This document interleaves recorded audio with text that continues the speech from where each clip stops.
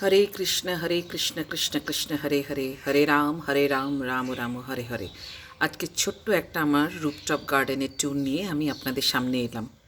এইটা হলো আমার ছাদের উপরে তুলসী বেদি। পুরনো তুলসী গাছটা শুকিয়ে গেছে তীব্র গরমে। তো এখন একটা নতুন ছোট তুলসী গাছ লাগানো হয়েছে। আর এই ছাদের পাশেই আপনাকে দেখাই, এটা আমার ছোট্ট একটি পান গাছ। কি সুন্দর উঠেছে দেখুন। বাচ্চার পুরনো ছাতার যে স্টিকটা ছিল, ওটাকে আমি যে সাপোর্ট দেওয়ার কাজে আমি ইউজ করেছি। পাশে আছে আমার মানি প্ল্যান্ট, আর এখানটাই হলো আমার বটপাকুড়ের একটা ছোট্ট গাছ।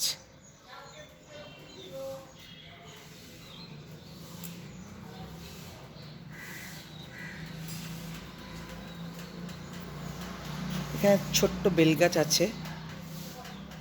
আর এইদিকে কিছু কিছু গাছ আপনাদেরকে আমি নিয়ে যাই। এই যে ছোট্ট আমার গার্ডেন,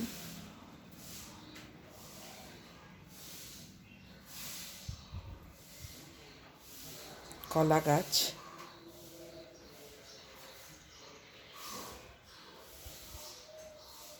সকালবেলার অনেকটা সময়ই অফিস না থাকলে বাচ্চারা স্কুলে যাওয়ার পর আমি এই জায়গাটায় স্পেন্ড করে থাকি। এর উপরে আরেকটা ছাদ আছে।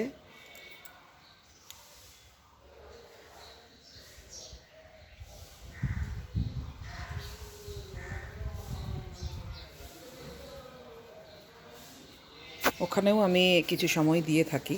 ভীষণ ভালো লাগে মর্নিংয়ের এই টাইমটা। সকালবেলা ঘুম থেকে ওঠার পর যখন এই ছোটো ছোটো ছাদ বাগানে পরিচর্যা করে থাকি।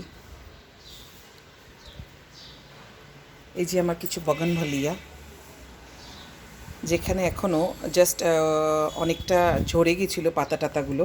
তারপরে আবার পুরনো কিছু গোবরের জল, শিংকুচি দিয়ে আবার ওগুলোকে রিভাইভ করার চেষ্টা করা হয়েছে।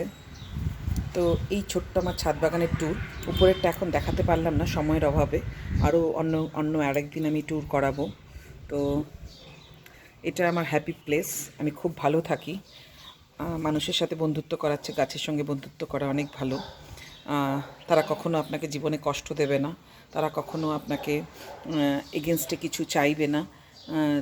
দে are very giving kind of creature in this world. তারা মায়ের মতো। তো আমি ভীষণ ভালো থাকি গাছেদের সাথে থাকলে।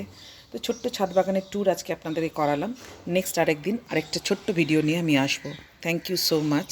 Thanks for watching our channel. Thank you.